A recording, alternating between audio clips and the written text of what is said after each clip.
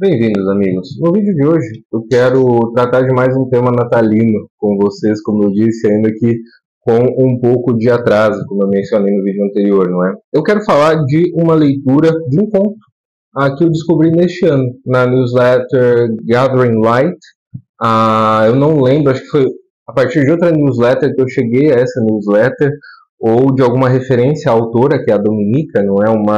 Uma professora ortodoxa dos Estados Unidos, e eu me deparei com essa newsletter dela que tem coisas bem interessantes, não é? Comentários bem interessantes de leitura e da vida da fé, não é? E um desses comentários foi uma pequena análise do conto O Presente dos Magos, The Gift of the Magi, do escritor O. Henry, né, do contista norte-americano O. Henry. Uma leitura curtinha, aqui na versão que eu vou encaminhar para vocês, né, cujo link eu vou mostrar para vocês na descrição. Tem apenas 5 páginas, a tradução para o português, tá? É bem pequenininho mesmo. E uma leitura que me pareceu fascinante e por isso eu decidi compartilhar com vocês. Embora seja uma leitura mais propriamente natalina, ainda estamos em tempo de lê-la. É uma leitura atemporal, me parece, pela qualidade do conto. E vocês já vão entender por quê. Eu quis compartilhar isso com vocês mesmo já tendo passado o período do Natal. Não é? É um conto que se pode ler a qualquer momento. E eu também vou deixar para vocês na descrição o link da análise que a Dominica faz na newsletter dela, para que vocês possam ler eventualmente essa análise e conhecer a newsletter dela, que eu recomendo que vocês assinem, que eu acho muito legal, muito boa. O Henry, de quem eu não tinha lido nada até esse ponto, eu descobri que foi o pseudônimo de um contista americano famoso, não é, que criou o personagem Cisco Kid, que ficou famoso na TV, no cinema também depois, não é? E como eu disse para vocês, é um conto que nos lembra do Natal, não é um conto que acontece na véspera do Natal, mas que faz uma referência direta também à Epifania, não é, que nós celebramos no último domingo. E por isso, por nos fazer pensar na encarnação, no presente dos magos, nessa ação de graça dos três reis magos, nos faz pensar na nossa vida em relação a Deus a todo momento, não? Claro que especialmente no ciclo litúrgico do Natal, mas é algo permanente, tal como aquele sermão de São John Henry Newman que eu comentei com vocês, porque nos faz pensar, como eu intitulei o vídeo, nessa extravagância do amor de Deus por nós. É um ponto muito interessante. Eu vou fazer uma análise parecida com a da Dominica. Eu estou pegando muitos elementos que ela comentou também para enfatizar aqui para vocês. Começando, eu vou tratar uma parte do enredo e depois da relação entre o enredo e o amor de Deus por nós, não é? E como isso se mostra até de maneira paradoxal. E é com esse paradoxo que o Henry trabalha. Jim e Della são um casal jovem e feliz. A gente sabe que ele... porque o Jim, em dado momento, a única informação que o autor nos dá é que o Jim, mesmo sendo muito jovem, tendo 20 e poucos anos, ele já estava com o grande peso de sustentar o lar sobre os ombros, né? E eles estavam com dificuldades, não estavam passando necessidade propriamente, pelo que o conto nos trata, né? Pelas informações que o narrador nos traz, porém eles precisavam de um pouco mais, eles queriam conquistar um pouco mais. E aí, nós nos deparamos no início do conto não com os dois, mas com a Della sozinha, com a esposa do Jim, né? E ela estava muito triste porque ela queria comprar um presente para o Jim, né? Digamos assim, o contista nos mostra que eles têm duas preciosidades ou dois maiores tesouros desse casal, que são os grandes e belíssimos cabelos da Della e o relógio do Jim. O relógio era um relógio de bolso que também podia ser adaptado para colocar uma pulseira, não é? E o Jim usava ele no braço, com essa pulseira que ele tinha. Mas a Della queria dar um cordão para ele colocar, uma corrente, né, para o seu relógio. Ela queria uma corrente muito especial. E ela não tinha dinheiro suficiente para comprar essa corrente especial que ela queria, porque Jim seria comparável ao rei Salomão, ao rei sábio, se ele tivesse essa corrente. Seria não apenas pelo objeto material em si, mas pelo que na pessoa amada, no caso da Bella, aquele objeto material, o que ele simbolizava, do homem que ela amava. Do mesmo jeito que o cabelo dela simbolizava para o Jim, do amor que ele tinha por ela. E esse amor de um pelo outro é indiscutível ao longo do conto. Então a Bella pensou que ela tinha que fazer um sacrifício para conseguir o dinheiro e dar esse presente ao Jim. E aí o que ela faz vai a uma loja, a um estabelecimento de uma senhora chamada Sofrone, uma referência também à sabedoria aqui. E não podemos esquecer que os três reis magos são sábios do Oriente. Então a postura da Bella e do Jim é relacionada pelo contista à postura dos sábios do Oriente. E de algum modo eles são os personagens do conto são equiparados em sabedoria a esses grandes sábios do Oriente que foram até Nosso Senhor logo depois que ele nasceu. Isso é interessante, porque, veja, eles são bem jovens. A Bella, ela tem, como enfatiza a Dominica na newsletter, ela tem uma reação que é desproporcional ao fato dela não ter dinheiro, porque ela começa a chorar. Ela não tem dinheiro para dar um melhor presente para o Jim, que era um objeto material que ela queria, e ela começa a chorar. Então o que ela faz? Ela vai nesse estabelecimento da senhora Sofrone e corta os seus cabelos para vendê-los. Então, cortando os seus cabelos para vendê-los, ela consegue o dinheiro suficiente para comprar aquela corrente para o relógio do Jim. E aí ela chega em casa, o Jim se surpreende, não é? Como era de se supor, mas ele não fica assim decepcionado, nem triste, nem ama menos a Bella. Isso mostra também o aspecto simbólico desses sinais exteriores de amor. Os cabelos dela, o relógio dele, etc. E a virada do conto, e aqui tem que ter um spoiler necessariamente, por isso é recomendável que vocês o leiam antes de assistir ao vídeo, até porque talvez vocês leiam até em menos tempo do que este vídeo vai durar, porque é super rápido, né, bem curtinho, como eu disse para vocês, é que o que a Bella não sabia, o que nós tampouco sabíamos, é que parece que o Jim estava com a mesma preocupação. Ele queria dar um presente especial para a Bella, mas ele não tinha dinheiro. Então o que ele fez? Acho que a essa altura você já está imaginando. Ele vendeu o relógio dele. Ele vendeu o relógio e comprou um conjunto especial de pentes que a Bella queria para os seus cabelos. Ela tinha visto lá com algumas joias incrustadas no cabo, um negócio assim, bem realmente especial, diferente, por isso mesmo um produto caro. Algo que era para a Bella conservar por toda a vida. Né? E o Jim até fala, não se preocupe, o cabelo cresce e tal, não tem problema. O ponto é, com esse sacrifício que os dois fazem de objetos que eram preciosos para eles, os seus maiores tesouros, e que ao mesmo tempo eram reconhecidos enquanto tais um pelo outro, o maior tesouro da Bella eram seus cabelos, e esse tesouro era admirado pelo Jim. O maior tesouro do Jim era o seu relógio, e esse relógio era admirado pela esposa dele, pela Bella. Eles sacrificaram seus maiores tesouros um pelo outro. O resultado é que quando eles trocam os presentes, esses presentes se tornaram inúteis.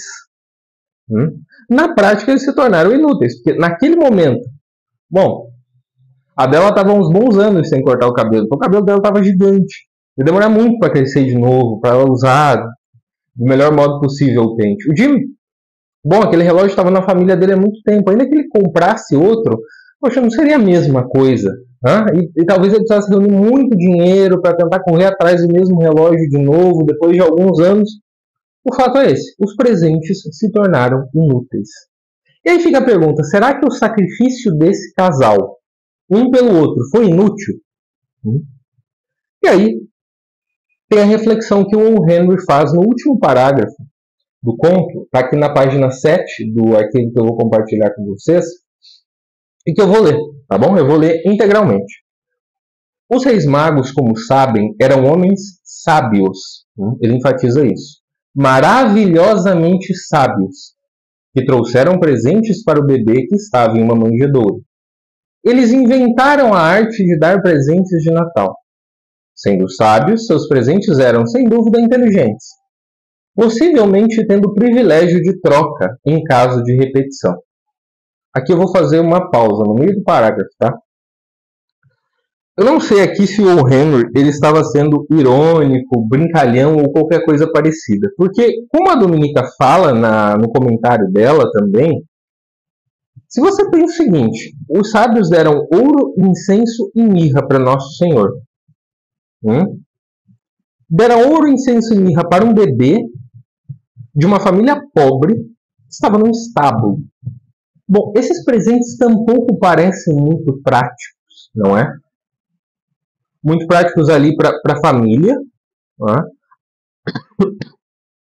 A não ser que a gente pensasse de um modo como os alunos da Dominica pensaram nos personagens do conto do O. Henry, que teria sido mais prudente ou mais inteligente se a Della e o Jim tivessem feito sim o sacrifício, mas de repente investido para comprar uma casa, guardado esse dinheiro, tentado fazer esse dinheiro render de algum modo prático para eles dois, sobretudo considerando que eles estavam apertados financeiramente. Os presentes dos 3 reis magos, esses homens sábios, maravilhosamente sábios, tampouco eram práticos para um bebê, e menos ainda, ou, bom, não menos ainda, mas tampouco eram práticos para a sua família, naquela circunstância. Não é? Agora eu volto para a leitura. E aqui relatei a crônica de 2 crianças bobas que moravam em um apartamento e que, de forma imprudente, sacrificaram os maiores tesouros da casa, um pelo outro. Mas uma última palavra para os sábios dos dias de hoje é de que todos os que dão presentes, de todos os que dão presentes, esses 2 foram os mais sábios. De todos os que dão e recebem presentes, os que fazem como eles são os mais sábios. Em todo lugar são os mais sábios. Eles são os reis magos. Vejam, aqui poderia ser apenas um fim moralizante, explicativo ou qualquer coisa parecida, mas não.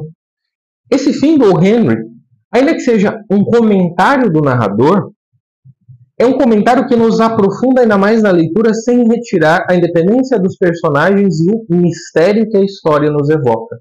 Porque, vejam a contradição, essa contradição que ele vai tentando colocar ao longo de toda a narrativa, que fica mais claro no último parágrafo. Essas 2 crianças bobas são os mais sábios. Em todo lugar são os mais sábios, enfatiza ele, e conclui, eles são os reis magos. Onde é que está a sabedoria da Della e do Jim? Está na, humanamente falando, extravagância do seu gesto. Está na completa gratuidade do seu gesto, um para o outro. Que também tem representações materiais. Representações materiais que paradoxalmente se tornaram inúteis. Se o cabelo da Della, a gente pode pensar, bom, desse modo, como um símbolo, ele fazia sentido. É como um símbolo do maior tesouro da Della, que ao mesmo tempo era algo admirado pelo marido, o relógio do Jim, que era o maior tesouro dele, e ao mesmo tempo admirado pela esposa, ainda tinha um sentido. Mas vejam, quando esses símbolos caem e são substituídos pela corrente de um relógio que já não existe, e para pentes de cabelos que também já não existem, o paradoxo fica ainda maior e a extravagância do amor fica ainda maior, porque o gesto, a entrega, ela como que salta aos olhos por si, sem a necessidade do intermédio desse símbolo. Ela já não é evocada, mas ela é gritada aos 4 ventos. Essa entrega de um pelo outro. E é nesse sentido que, humanamente falando, o amor de Deus também é extravagante. De novo, a reação dela, ela é exagerada. De chorar, de correr, enfim, de ficar totalmente arrasada por causa daquilo. Porque ela sabia também que o Jim a amava. E os dois poderiam usar o dinheiro para fins mais básicos, né? Então, como é que o Jim e a Della podem ser comparados aos sábios? Hein? Como é que o narrador pode dizer eles são os reis magos, os sábios? Eram homens sábios, maravilhosamente sábios. Como essas duas crianças bobas são, ao mesmo tempo, maravilhosamente sábias?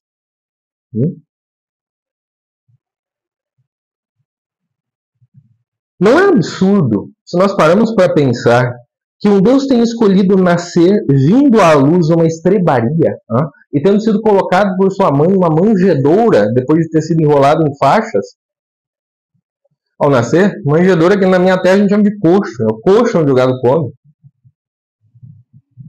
Isso por si já não é extravagante de algum modo? E mais, a criação, na qual esteve presente o verbo divino, ela em si é gratuita.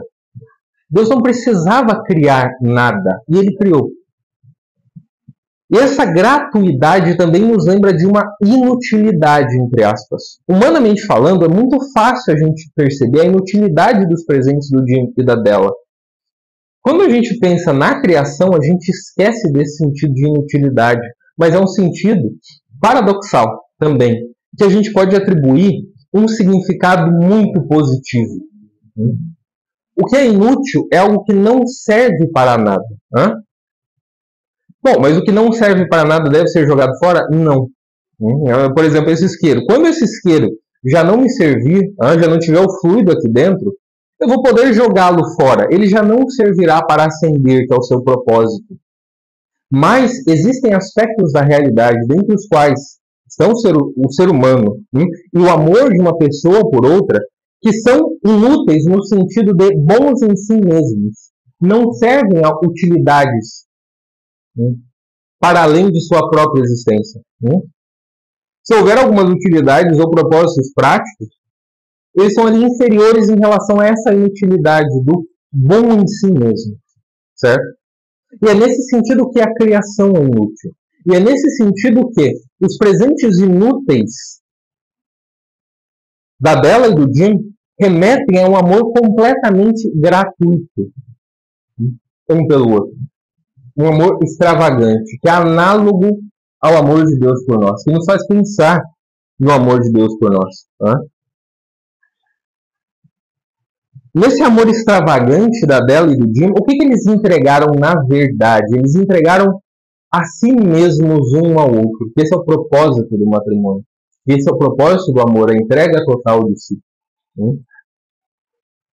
E claro, como a Dominica lembra também, e esse é o ponto com que eu quero finalizar essa breve reflexão com vocês, os presentes acabaram sendo tão inúteis quanto daquela mulher que no Evangelho, segundo a tradição, ou parte da tradição, é Maria Madalena, que lavou os pés de Nosso Senhor com as suas lágrimas, os enxugou com seus cabelos e derramou um bálsamo, um perfume que era caríssimo. E que o Judas reclamou que aquele perfume poderia ser vendido, ou seja, a coisa podia servir a um propósito prático. Mas Nosso Senhor o repreendeu e elogiou aquela mulher. Vejam, a inutilidade, humanamente falando, desse ato, é a mesma inutilidade dos presentes da Della e do Jim. É dessa inutilidade, dessa extravagância que nós estamos falando quando nós pensamos também no amor de Deus por nós. Certo, meus amigos? Espero que vocês tenham gostado do vídeo, dessa breve reflexão. Acho que vocês vão gostar do conto. Reitero que vou deixar os links tanto para o conto na tradução que eu encontrei na internet para o português, quanto o link para a newsletter da Dominica, Gathering Light, na descrição do vídeo aqui embaixo. Peço que vocês curtam este vídeo, que o compartilhem se for o caso, que se inscrevam neste canal, porque isso ajuda o meu trabalho, tá bom? Agradeço pela atenção de vocês e até o próximo vídeo.